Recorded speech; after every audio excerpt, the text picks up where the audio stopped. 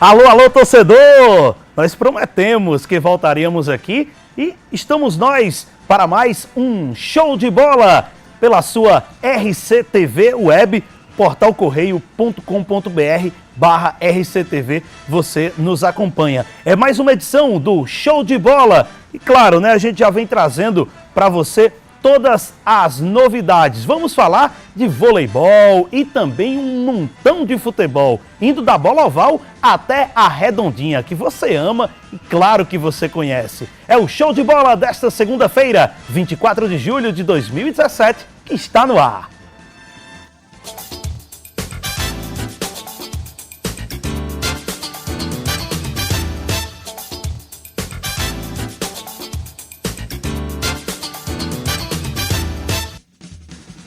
Olha, e quando começa uma competição de futebol americano no Nordeste, uma coisa é certa, o João Pessoa Spectros sempre será um time a ser batido. No fim de semana, o Fantasma jogou lado a lado com o seu torcedor, pela primeira vez nessa temporada. O resultado? Só posso dizer que o time paraibano não decepcionou.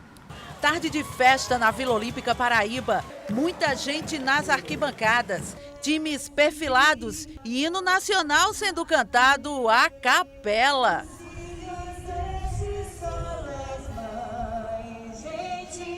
Era o reencontro do time com o torcedor depois de quase 10 meses sem atuar em casa. A expectativa antes da partida era de total confiança, pois ao menos no emocional o grupo estava pronto. Jogar em casa sempre nos dá uma força maior, né? A gente se prepara duro para um jogo, mas o fator emocional é muito importante e jogar em casa bota o fator emocional lá em cima.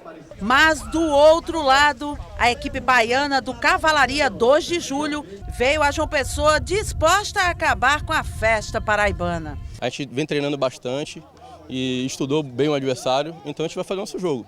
Não precisa se preocupar que é o maior do Nordeste. Vamos para cima. E pelo que vimos nos primeiros 12 minutos de jogo, os donos da casa esbarravam nos bloqueios e na falta de sincronia entre Dantas e os recebedores. Foi apenas com o chute de Diego Aranha que os Fantasmas conseguiram marcar. Mas logo no início do segundo quarto, o americano Carlos Coates recuperou uma bola perdida e retornou para o primeiro touchdown do Spectros. Festa na Vila Olímpica. O Cavalaria respondia como podia, mas nada que assustasse os donos da casa. O intervalo foi de mais festa. A banda marcial Castro Alves e o Esquadrão Fantasma trataram de conduzir o show. A gente quis preparar um evento, o jogo é muito importante, mas a nossa torcida ela gosta desse evento. Então é isso que a gente preparou, a gente está muito feliz com o resultado do evento. A gente também não começou o jogo bem, a gente está executando muito mal no ataque, principalmente a defesa está jogando muito bem, só que a gente também está cometendo algumas faltas bestas. Então assim, isso está impedindo a gente de engrenar no jogo, mas eu tenho certeza que se a gente corrigir esses pequenos erros, a gente pode realmente deslanchar no segundo tempo. É, Dantas, mas os erros pararam por aí.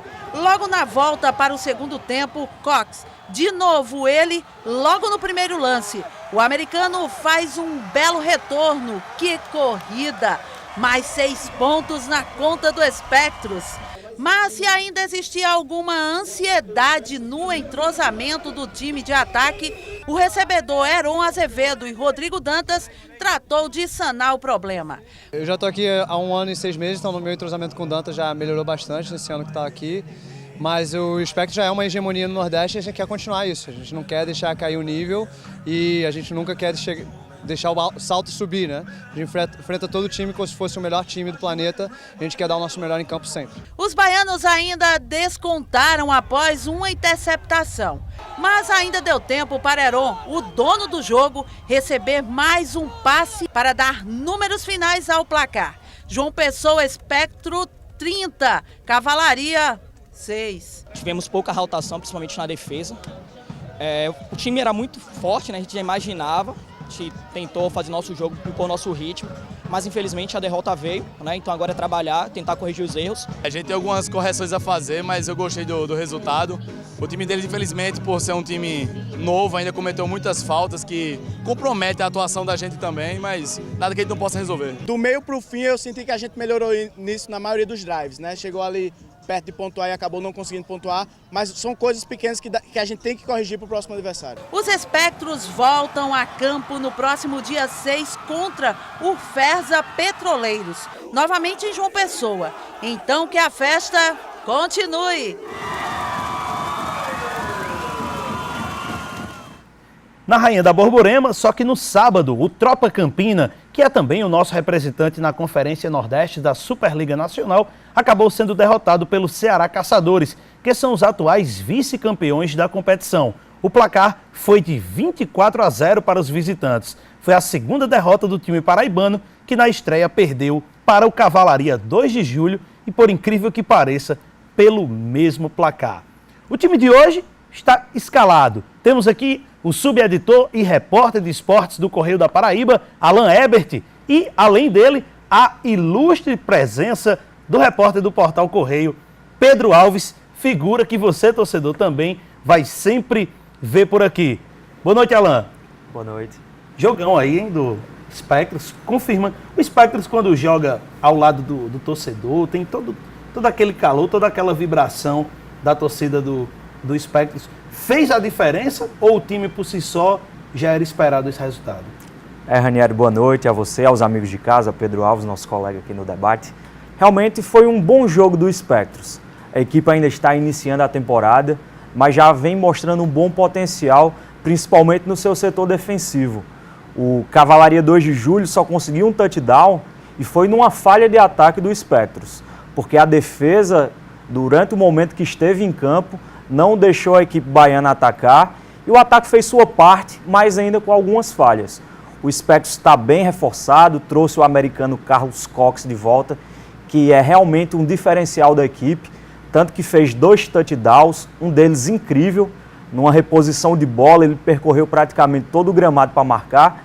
Então esse time tem tudo a evoluir na competição e, mais uma vez, como sempre, entra como um dos favoritos. E aí, tenho 2 perguntas para você, Pedro, 2 em uma, na verdade. A gente viu aí o jogo, né, acontecendo lá na Vila Olímpica Paraíba. É um campo que até então é aproveitado, né, para a prática do futebol do Bretão, né, como a gente pode dizer, mas que vem ganhando esse espaço aí do futebol americano. E aí, o que eu pergunto para você é, foi uma escolha bacana do Espectros jogar na Vila Olímpica, deixar de jogar lá no Almeidão, a torcida fica ali mais próxima? E, como eu tinha falado, a gente tem um Tropa Campina lá na Rainha da Borborema, 2 representantes na elite do futebol americano nacional. Você acha que a Paraíba comporta os 2 times e você também acha que foi uma decisão acertada o Espectros jogar lá na Vila Olímpica? Boa noite. Boa noite, Ranieri. Boa noite, amigo Alan. Boa noite a quem está nos assistindo. Eu acho que é uma boa opção, né? Essa de jogar lá no DED, né? No antigo DED, na Vila Olímpica, porque é um lugar menor e comporta a demanda que o futebol americano, por enquanto, tem. A gente torce, claro, para que cresça, para que tenha mais adeptos que acompanhem o futebol americano, mas, por enquanto, eu acho que é um local que comporta muito bem a quantidade de gente que assiste e acompanha o futebol americano. Os Espectros, numa análise assim bem pragmática, é um time acima de qualquer outro aqui no Nordeste, né? E começa a levar mais gente para o estádio, isso é muito interessante. E eu acho que o Tropa Campina, que acabou de subir, né, de divisão no futebol americano, comporta sim 2 times na Paraíba. Acho que é interessante e pode criar no futebol americano também aquela rivalidade de Campina e João Pessoa que a gente vê no futebol, a gente vê na política. É uma rivalidade que transcende até o futebol e também pode chegar ao futebol americano com o Tropa Campina aí cada vez mais forte. E o Espectros, que é realmente, como eu falei, o time a ser batido no Nordeste. E detalhe, viu? O futebol americano tem chegado lá no interior também. Já tem lá o Patos, tá lá no Red Dragons, lá no sertão, né? E tem uma difusão também de rugby lá em Cajazeiras. Tem umas cidades ali do sertão que estão começando esse trabalho. Daqui a pouco vai ter o Campeonato Paraibano de Futebol Americano. Uma pena só que este ano a tendência é que Espectros e Tropa Campina não se enfrentem, porque a Conferência Nordeste tem 2 subdivisões, cada um ficou de um lado de uma chave, então eles só se enfrentam, quem sabe, numas semifinais de Conferência Nordeste. Olha aí, quem sabe, né? Quem sabe se não vai dar. E olha, a novidade do fim de semana foi a primeira rodada da Liga Paraibana de Voleibol, que contou com 11 jogos, todos disputados no Clube Cabo Branco. No feminino, destaque para as equipes do IESP Cabo Branco, Jornada Master Vôlei, Unip, Jornada Vôlei, a Grande Sacada e também o Grêmio João Pessoa, que saíram vitoriosas nesse primeiro momento. Entre os homens também teve muita disputa. O atual campeão da liga, o Unip, enfrentou o PEX IESP e venceu por 2-1. O Starplay, o Idealize Soft e também o Master Vôlei Paraíba foram os outros que saíram vitoriosos. A segunda rodada da Liga Paraibana de Voleibol 2017 está marcada para os dias 5 e 6 de agosto. As partidas acontecem lá no ginásio da UFPB. Só um intervalo rapidinho, daqui a pouco a gente trazer aí mais, falar de futebol, falar de muita coisa e também, claro, trazer o show de gols da Série A do Campeonato Brasileiro, que teve Palmeiras, que venceu lá em Pernambuco, também teve a Ponte Preta, que se deu bem, derrotando o Atlético Paranaense, e a gente vai falar, é claro, aí dos jogos que estão acontecendo nesse momento no Campeonato Brasileiro. Daqui a pouco a gente volta.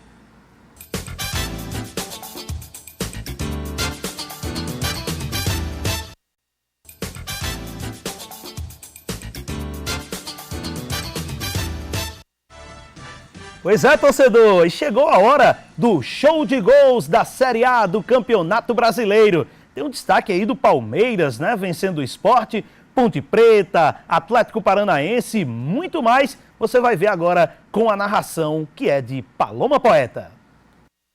Bruno Henrique desviou o escanteio no primeiro gol do Palmeiras, na Arena Pernambuco. O próprio Bruno Henrique fez um belo lançamento e Keno marcou mais um para o time paulista.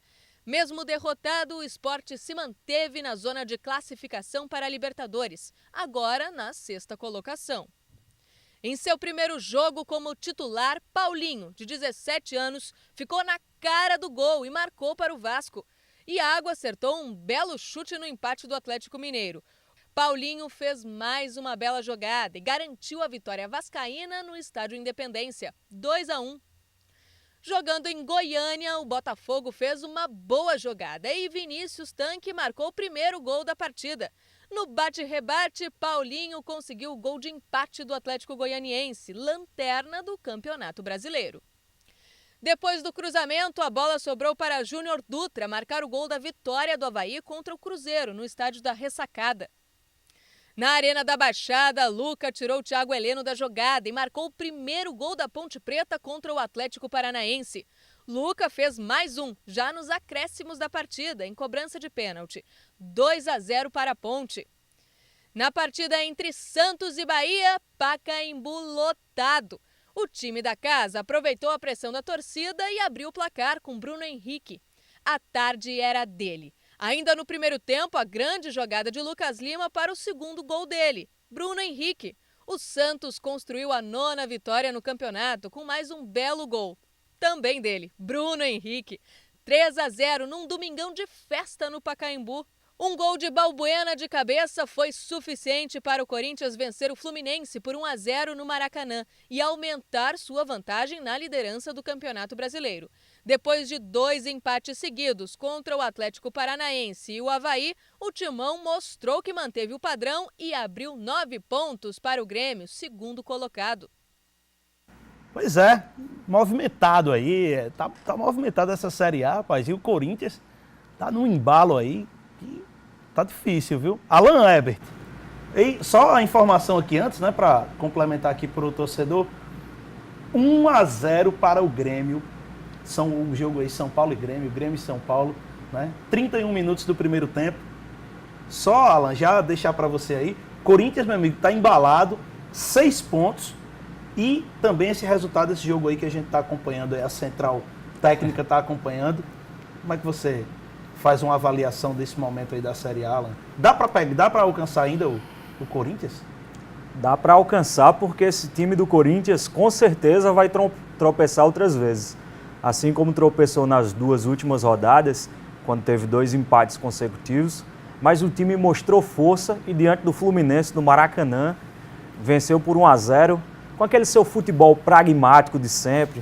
A maioria das vezes ganha um jogo apertado, 1-0, 2-1, mas continua mostrando força desse elenco corintiano, que no papel a gente não é aquele time que a gente enche os olhos, mas dentro de campo funciona muito bem taticamente. E essa liderança do brasileiro, folgada até, não é à toa. São Paulo e Grêmio, o resultado lhe agrada?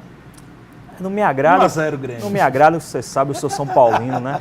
Meu time vem numa draga pesada, tá lutando ali contra o rebaixamento e jogando diante do vice-líder, um dos cotados ao título brasileiro. Tem um jogo dificílimo pela frente. Mas como a gente ainda está no primeiro tempo, acho que dá para a gente buscar um empate aí, quem sabe até uma virada. Agora, detalhe, né? Eu estava avaliando aqui os resultados. 1-0 contra o Vasco, né? São Paulo e na última rodada aí na quarta-feira. Deu para convencer essa vitória? Deu para convencer o torcedor São Paulino? Ou foi só aquela coisa de momento? Não, foi uma vitória necessária porque o time precisava reagir após 9 jogos sem vencer na competição, mas não foi aquele jogo de encher os olhos.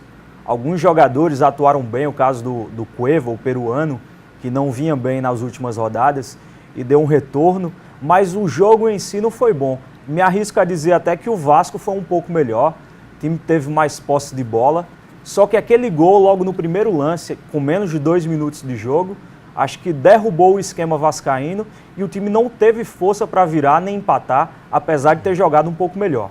Pedro, um detalhe curioso, a gente estava dando uma olhada aqui na tabela de classificação do Campeonato Brasileiro da Série A. A gente tem o Sport despontando bem, agora virou essa história de G6, né? Antigamente era G4, tinha hora que era G5, G7, mas aí ficou no G6, o Sport figurando bem. A gente tem o Bahia numa zona intermediária, o Bahia vem irregular, e a gente também tem o Vitória, né? O grande, né? O arquirrival aí do Bahia, os nordestinos aí com destaque. É difícil, enquanto o nordestino se manter ali naquele polo, tem aquela concentração do futebol paulista, tem uma força do futebol do Sul. É difícil, Pedro. A gente teve o Santa Cruz, né? Até a temporada anterior foi para a Série B. Qual é essa dificuldade que o nordestino tem de se manter na Série A? É complicado, né, Ranieri? A gente vê que o investimento do futebol nordestino ele é muito menor do que o dos times do Sudeste, né? Por N fatores, por várias causas do que é o futebol brasileiro, da construção, da estrutura do futebol brasileiro, e que eu acho que a gente tem que sempre questionar porque é assim. Mas os times nordestinos, eles naturalmente têm bem menos recursos do que times como Flamengo, São Paulo, Corinthians, que têm cotas televisivas, por exemplo, muito maiores. Mas o Sport vem fazendo um bom trabalho, e o Bahia também, né? O Vitória que está um pouco mais abaixo, mas fez um time caro, ele tem um time caro, o Vitória, não deu liga, mas é um time muito, muito caro para o Nordeste. Eu diria até que é um dos mais caros do Nordeste, talvez até maior que o Sport. Mas o trabalho aí do Lucha, do Pofechou, né? Acabou que tá encaixando por enquanto, e o Sport vem fazendo bom início de Série A, né? A gente está meio no começo ainda na Série A e está fazendo um bom papel. O Bahia ali no meio da tabela também. É muito complicado para o futebol nordestino, não é uma visão assim de se colocar como vítima, né? Mas é porque é um cenário, é uma estrutura, o futebol brasileiro, que acaba priorizando muito mais o eixo sul e sudeste, e claro que o futebol nordestino acaba sofrendo um pouco com isso. Né? É difícil assim, Alan? Nordeste se manter? É difícil. E um detalhe em relação ao Vitória, que montou um time caro, como o Pedro disse. O Vitória enfrentou o Botafogo esse ano na Copa do Nordeste, num jogo aqui que eu acho que foi um dos melhores do Botafogo na temporada. Ganhou por 4-2 e a gente, acho que quase ninguém da Crônica Esportiva esperava que o Botafogo fosse vencer aquele jogo, mas o Botafogo foi lá e garantiu os 3 pontos. E um detalhezinho hoje lá no Vitória é que o Petkovic, que é um dos maiores ídolos do clube e que começou o campeonato como treinador, depois passou para diretor de futebol, acaba de ser demitido. Rapaz, o cenário... O Galo foi demitido também, né? Há alguns jogos, o treinador, o Galo, tinha sido demitido. E aí, assim, teve uma dança aí dos treinadores, porque na verdade é como acontece, né? Todas as vezes que tem algo desse tipo, o time não vai bem, aquele resultado que não vem, aí bota na conta do treinador, manda o cara embora e a cultura do nosso futebol é sempre sobrar para o treinador, né? Pois é. Mas aí a gente, né? Um dia a gente pode ver, até a gente brincava outro dia conversando na redação, que é a questão da longevidade dos técnicos, né? A gente percebe aí, tem um técnico do Londrina, né, que está aí já há um tempão. Tem o Machuli, né? Do Botafogo também. Tem o Zimmermann do Brasil de Pelotas, acho que são os 3 foi demitido, mais... Foi demitido semana passada. Hoje até o Itamar Schulli, técnico do Botafogo, é o segundo no país entre os times das séries A, B e C do Campeonato Brasileiro em longevidade. Ele está no Botafogo desde dezembro de 2015 e só perde para o Tencate, que é o técnico do Londrina. Olha, a gente está quase que abrindo essa discussão aí da Série C, Mas a gente vai para mais um intervalo, aquele rapidinho. A gente só vai tomar uma água aqui para o gogó ficar, né, calibrado, lubrificado. Daqui a pouco a gente volta para falar da Série C. Tem a rodada, né, com os jogos e também, claro, a gente vai fazer uma análise sobre essa nova derrota do Botafogo no Campeonato Brasileiro na sua terceira divisão. Show de bola, volta já já.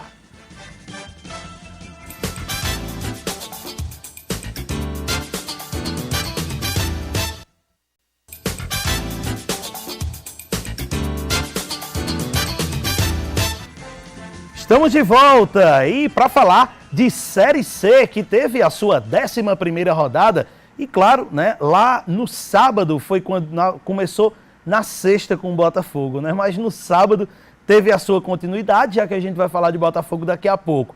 Primeiro foi o Motoclube encarando o Salgueiro lá no Castelão, em São Luís do Maranhão. A vitória para o time da casa era quase que uma obrigação para ficar ali pertinho da zona, né, de conforto no G4. Mas o Carcará pernambucano, meu amigo, mostrou que está vivendo um bom momento e venceu a partida por 2-0. Né? Um grande jogo, o Salgueiro vem fazendo, né, vem conseguindo aí, estava numa zona muito desconfortável, mas vem conseguindo essa reação, se é que a gente pode dizer assim, né, o Salgueiro que venceu o Motoclube pelo placar de 2-0. E também, né, ontem, tivemos apenas um duelo que o CSA acabou vacilando e deixou o Sampaio Corrêa empatar. E isso fez com que o time alagoano acabasse a rodada com o 3º empate consecutivo na Série C. Daniel Costa abriu o placar, mas depois Miltinho deixou tudo igual lá no estádio Rei Pelé.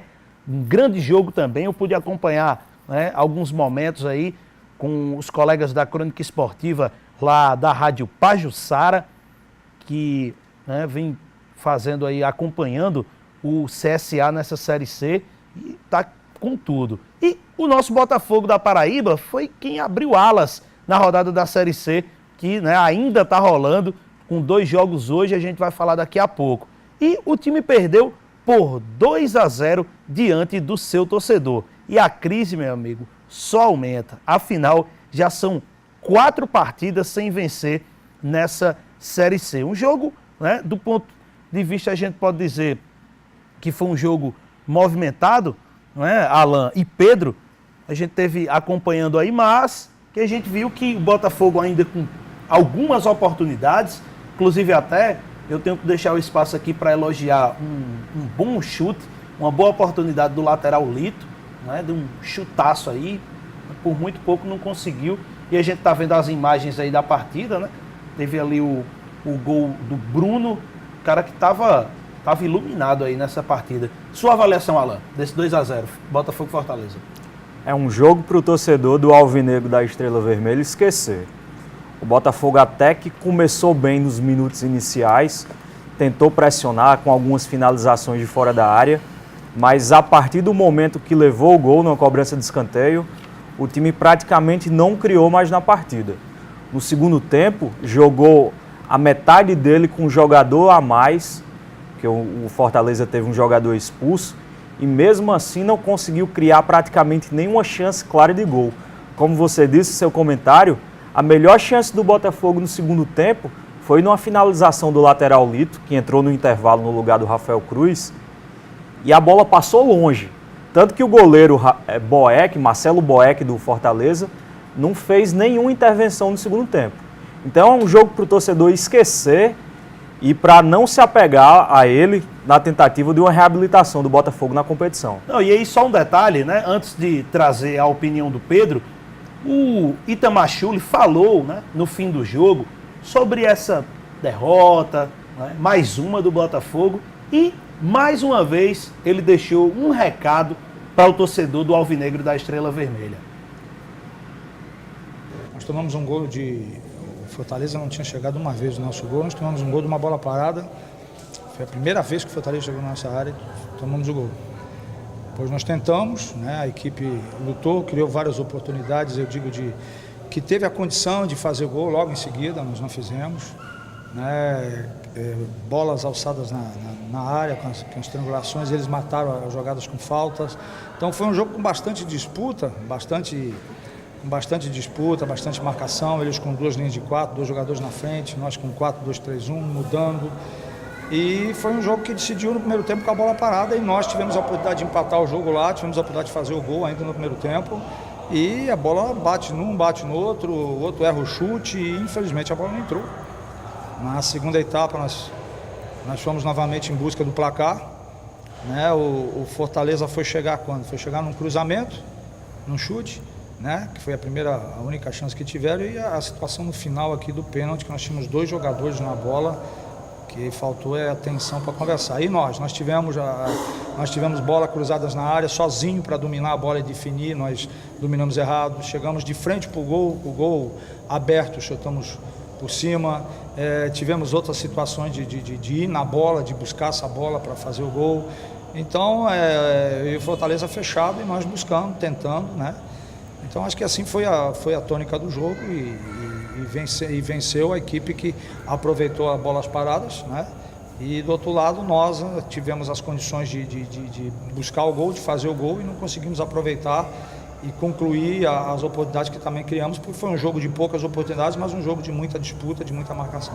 Oi, Itamar, como você falou, o Botafogo criou várias chances novamente e mais uma vez se afobou na finalização, né? Teve até uma bola ali, se eu não me engano, foi Cleiton, que na cara dali, já dentro da área, ele isolou a bola. O que você acha que está faltando para os jogadores ali, para terem mais calma ali, mais frieza, para poder tentar concluir em gol?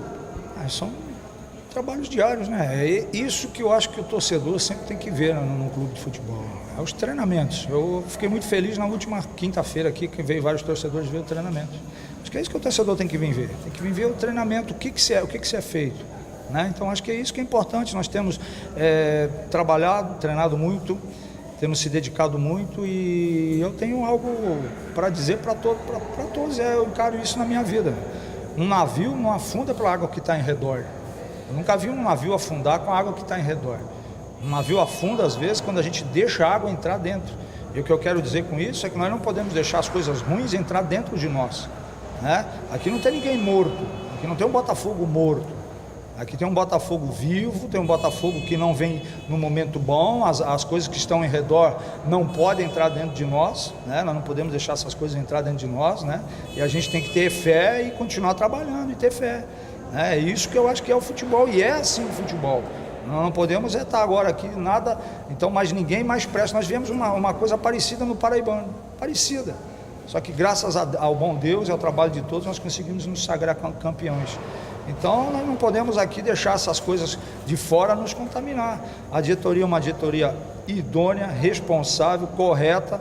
Ela sabe o que é melhor para o clube. Tem feito assim, é muito fácil falar, né? Eu acho muito fácil falar, argumentar, ou xingar um diretor, o outro, xingar um treinador. Isso é muito fácil.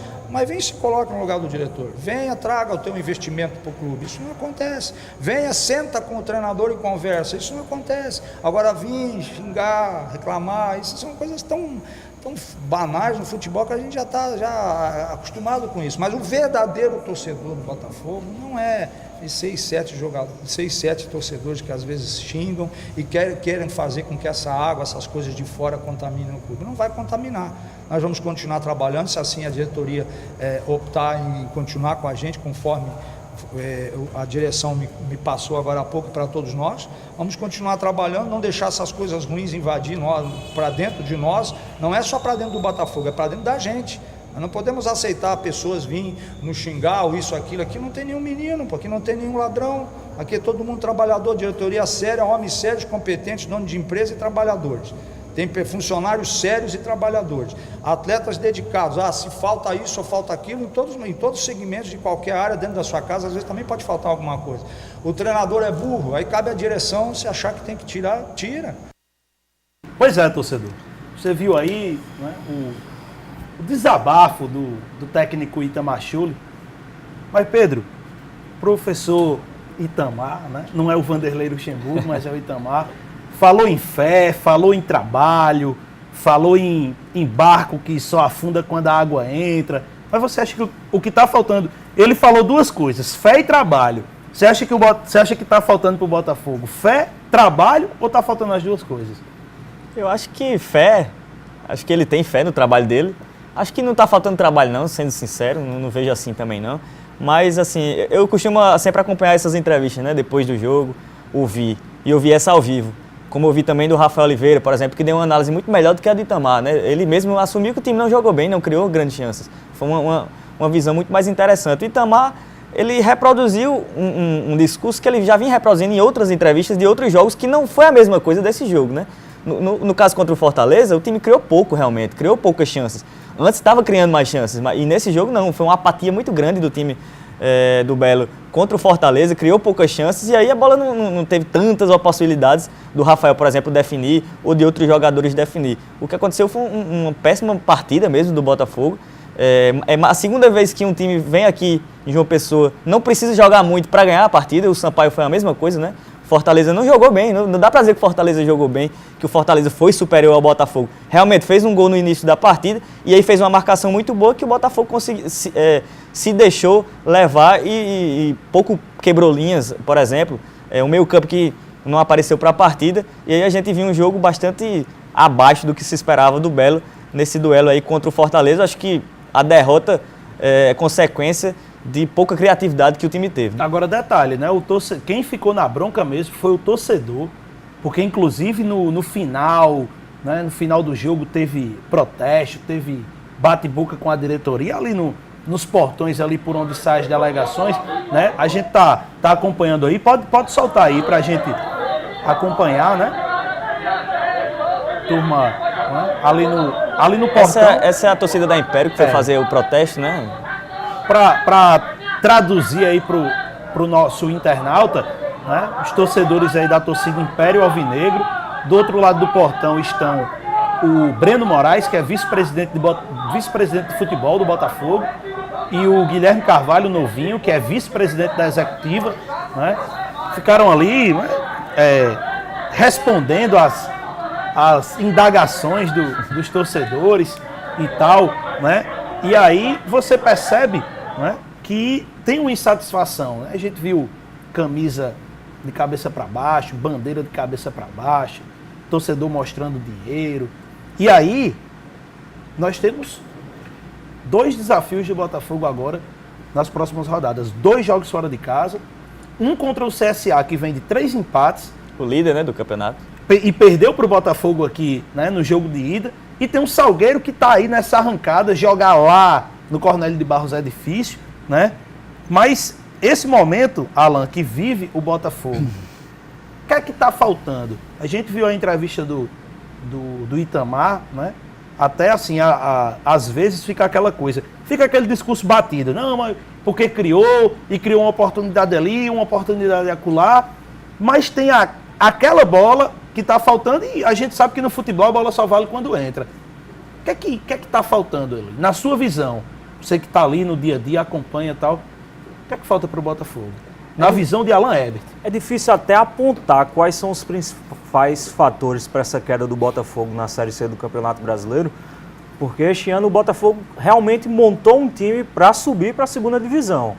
O Itamar Schulli não tem o que reclamar, não sei a opinião do Pedro, mas ele tem um elenco forte, numeroso, com peças de reposição em todas as posições, e fica difícil até da gente entender o que foi que aconteceu com o Botafogo. Você falando nessas peças, você acha que a entrada do Rafael Cruz, porque logo depois o Lito, que é o titular da posição, teve que ter entrado.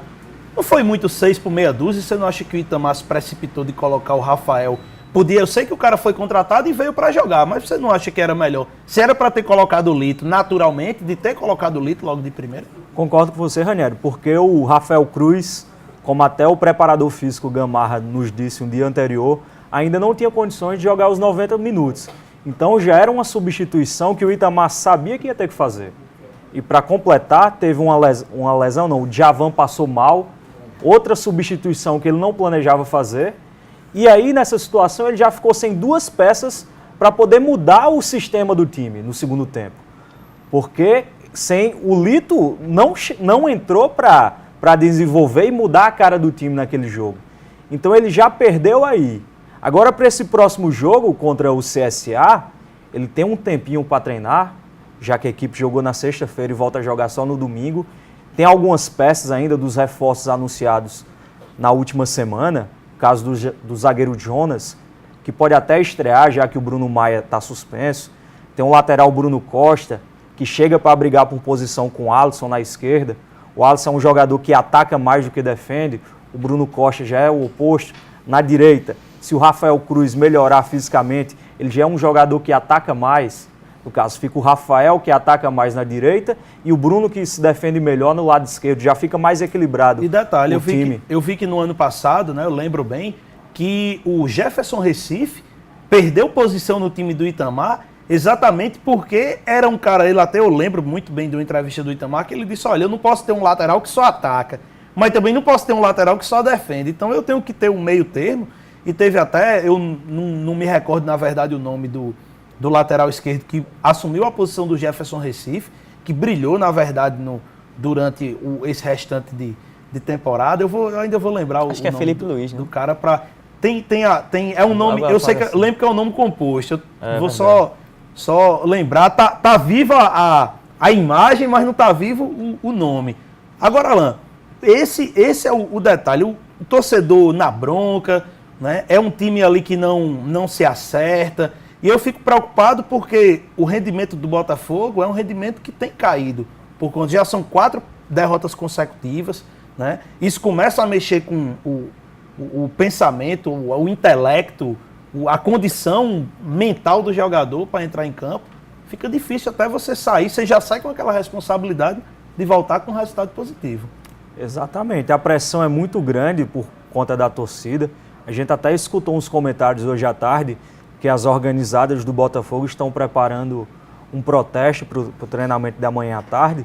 Então fica muito complicado, com mais essa pressão em cima do time, e o Botafogo não costuma trazer bons resultados jogando fora de casa. Esse ano já jogou 5 vezes, perdeu 3, empatou 1 e ganhou outra. Então o time não costuma trazer bons resultados, e se não vencer pelo menos um desses 2 jogos em sequência longe do Almeidão, a tendência é que o Botafogo entre na zona de rebaixamento. Pedro, tem outra alternativa a não ser vencer pro Botafogo? Não, tem que vencer fora de casa. O Itamar não tem muito esse costume, né? Pelo menos com o Botafogo. Não é um treinador que consegue fazer resultados fora de casa. Eu vi uma publicação do Belo Mil Grau, né? A página aí do Facebook. No Belo Mil Grau tava lá o Itamar lendo, né, o livro Como Vencer Fora de Casa, né? Itamourinho, que é o apelido dele. Itamourinho. Uma junção de Itamar com Mourinho português. O Belo Mil Grau, que é uma página humorista, né, e fantástica do Botafogo. Verdade. Muito interessante. Realmente, voltando, não tem outra opção senão vencer a partida fora de casa. Eu acho que, eu concordo com o Alan que é complicado a gente ver também o que aconteceu para o Botafogo baixar o nível, né? Mas vem acontecendo. O que eu vejo particularmente assim, que dá para identificar é que o time tem um problema há muito tempo nas laterais, né? Como você falou, e o Itamar, ele tem o costume de usar um lateral que sobe e um que não sobe muito bem. Hoje em dia a gente tem, o Botafogo tem 2 que não sobem, né? Que não sobem bem. O Alisson não vem fazendo um bom campeonato. O Lito é muito bom defensivamente. Tem essa característica de ele atacar, tem, exato. Mas no Botafogo ainda não vem demonstrando isso. Exatamente. Né? Não conseguiu fazer o que vinha fazendo no Atlético Cajazeiras, por exemplo. E se você perceber, um detalhe é que é o seguinte, o Dico, não é, que está ali numa função, é aquele como fala no linguajar, aquele atacante de beirada, isso. Mas é um cara que às vezes faz o momento de mais marcar do que ser... propriamente é um jogador mais defensor do que outra característica ataque, né? Do Itamar, que ele prefere, né? O Carlinhos fazia muito isso no ano passado, né?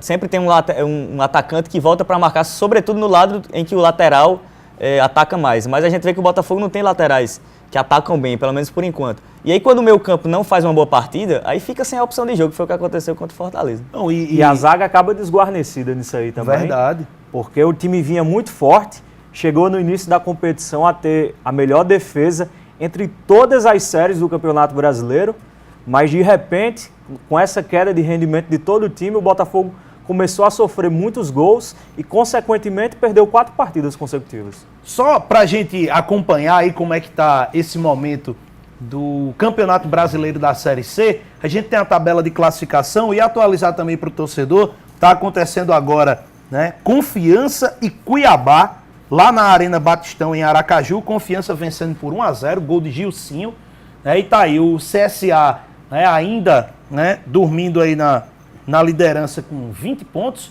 tem o Fortaleza logo em seguida, 18, Sampaio Corrêa 16, o Salgueiro com 14 e logo em seguida vem o Botafogo com 14 pontos. Depois vem o Remo com 13, tem também o Cuiabá, Motoclube, Asa de Arapiraca e Confiança. O Confiança, né, que para você ver como a Série C é dinâmica, né? O Confiança, com esse placar de momento, já vai saindo da última posição e vai para a sétima colocação na tabela. Que é a estreia do Roberto Fernandes lá no Confiança, Exato. né? O Leandro Senna foi demitido porque o time estava na zona de rebaixamento, na lanterna, como você bem falou. E aí entrou o Roberto Fernandes, que é um treinador bem conhecido, né, pra gente aqui. Treinou no Náutico, Pernambuco. É um treinador aí de grife, que dá pra dizer, para uma Série C é um treinador de grife. Né? Se a gente, né, na verdade, se a gente fosse discutir aqui, a gente ia discutir a noite toda. Mas a gente já está chegando ao final. Pedro, muito obrigado pela participação. Obrigado, Ranieri. Obrigado também ao amigo Alan. É sempre bom estar aqui com vocês, discutindo, batendo essa bola. Alan, você já, né, só esperar para a próxima segunda, mas muito obrigado pela participação. Valeu, sempre um prazer. E só um detalhe para a gente terminar. Essa vitória parcial aí do Confiança é boa para o Botafogo. Porque caso o Cuiabá vencesse o time sergipano, era mais uma equipe que passaria o Botafogo. Então, por enquanto, o Botafogo segue na 5ª colocação.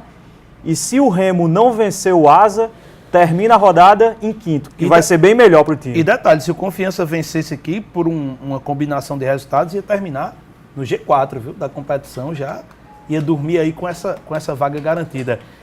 Torcedor, a gente vai ficando por aqui e você, claro, pode acompanhar todos os detalhes no portal correio.com.br/RCTV. Continue conosco na RCTV Web. Na próxima semana, nesta mesma hora, tem um novo show de bola para você. Até lá, torcedor!